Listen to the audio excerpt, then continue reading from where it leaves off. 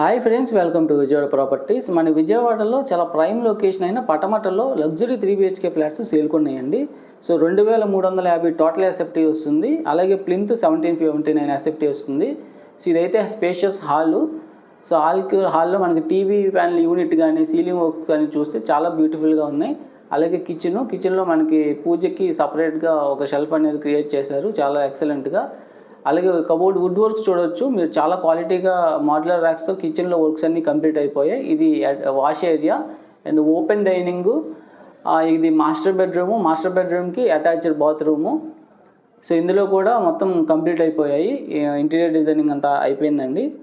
So ఇది పంటకాలువ రోడ్డుకి చాలా దగ్గరలో.